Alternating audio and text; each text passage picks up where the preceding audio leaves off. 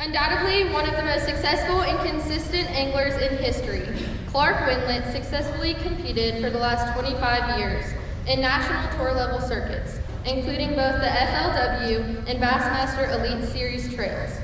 Clark has weighed in over 36,000 pounds of fish and has 23 top 10 finishes and 5 classic appearances in the Bassmasters Elite Series. Clark's passion for fishing began in high school, just like many of the fan anglers here with us tonight. One of the many contributions that Fan brings to the Fan family is Clark's Corner. Fan family, please welcome to the stage Mr. Clark Wendlant.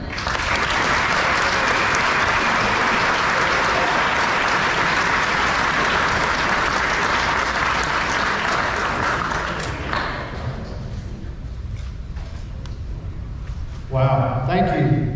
I was thinking about when I was driving down here today, and I was thinking, you know, I started doing this when I was in high school.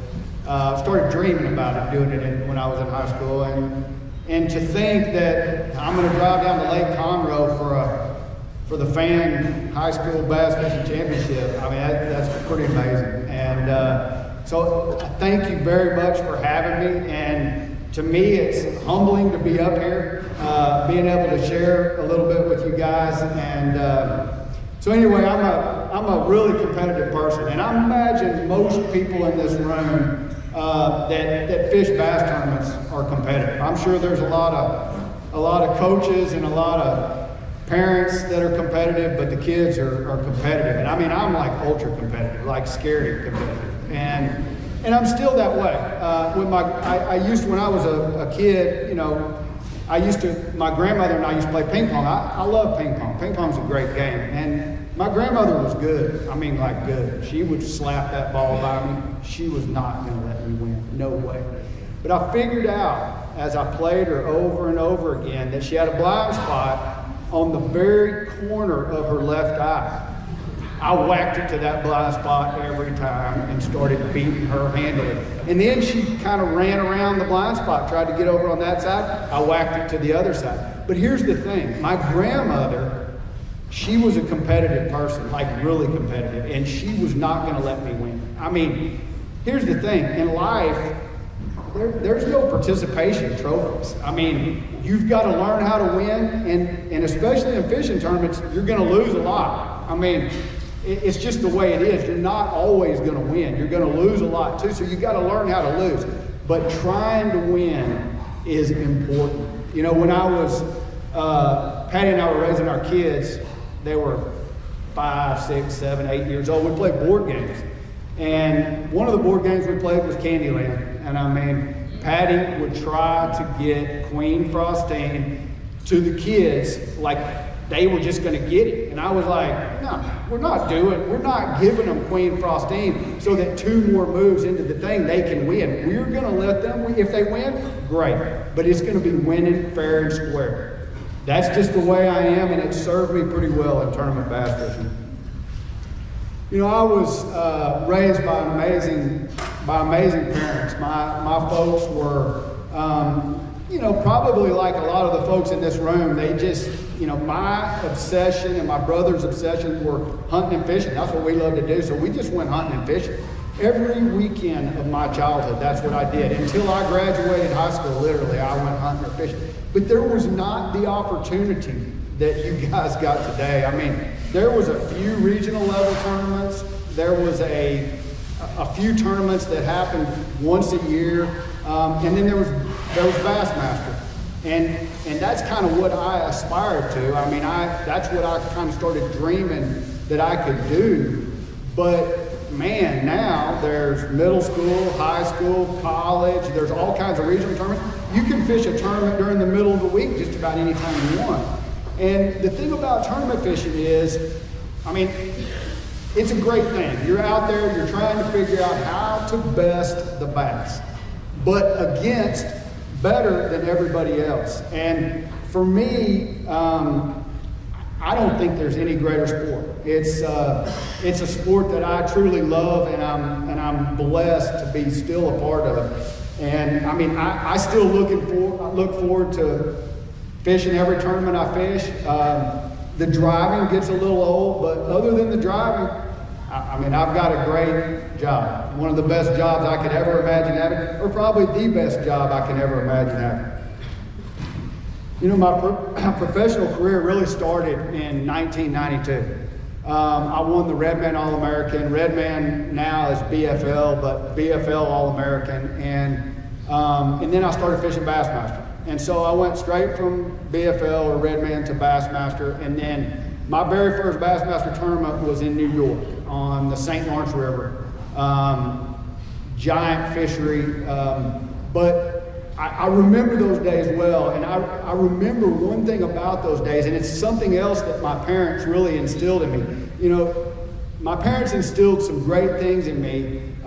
They taught me how to respect people, respect the outdoors, and work hard in everything you do. And the work hard part, I mean, my mom and dad believed hard work, anything that was worth getting, they believed you had to work hard to get it. And I really think in life that's treated me really well, but I think it really holds true today. I mean, it's hard work is something that, you know, I've never felt like I was the most talented bass fisherman there is. I mean, I really didn't. I just believed that I was a talented bass fisherman, don't get me wrong, but I just believed that if I worked hard enough, I could get it. And it was tough. I mean, you know, like when I started out, you know, I was married, my wife was in school still, and I was a struggling bass fisherman that guided when I was home, if I could.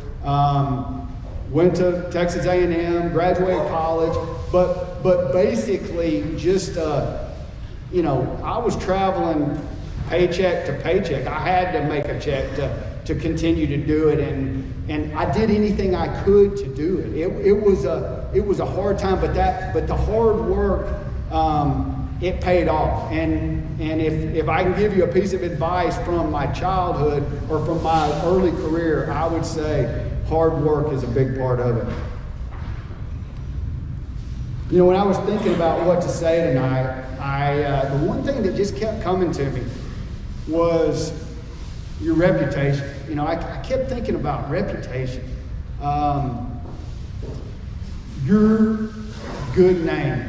You know, what does that really mean? I'm going to read you a quote from George Washington, who I believe was one of the greatest presidents the United States has ever seen.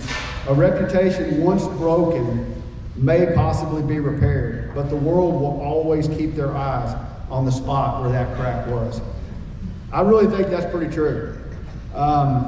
You know, when I won the 2020 Bass Elite Angler of the Year a couple of years ago, I mean, and I say it's not easy for me to say this, and there's no real easy way to say it, but one thing I realized through text and congratulations and doing podcasts and radio and TV spots is that my name, people respected my name. I mean, I'm like sitting there and I'm not meaning to brag in any way, but I realized that through a 30-year career of bass fishing that my name, like I had done something to keep my name in a lofty place. And as a professional, whether you're a professional bass fisherman or a professional in anything, I mean, your reputation is extremely important. It really is.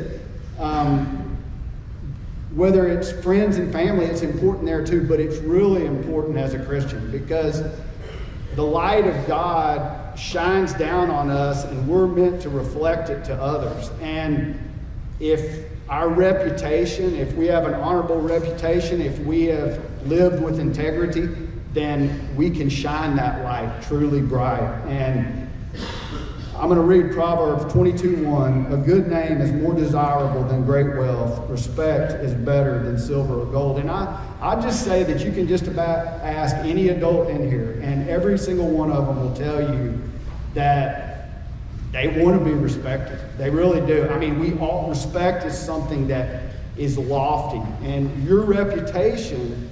And, you know, like when I was a kid, I didn't even think about it. I didn't think about reputation. I mean, I didn't even consider it. But your reputation is important. And so my word of advice is to protect it. I've had a great career, and my career is not because of the success I've had, not because Angler of the Years or winning tournaments. To me, longevity in the sport is my greatest, is the greatest thing I've really done. And I've done this now for 30 years at a professional level, and I feel blessed and humbled nearly every day because I wake up and I'm bass fishing for a living. I mean, I dreamt it when I was a kid, but I never really thought it probably would happen. But you know, all the successes and all the trophies, they're all great. But none of that stuff really matters. What truly matters is, you know, bass fishing is part of my life, but it isn't my life. What truly matters is that God created me, He redeemed me, and He sustains me still today. And without God in my life, I promise you, I wouldn't be standing up here today. I want to thank you guys for having me. It's an honor to get up here and speak to you guys. I hope you have a great week. God bless.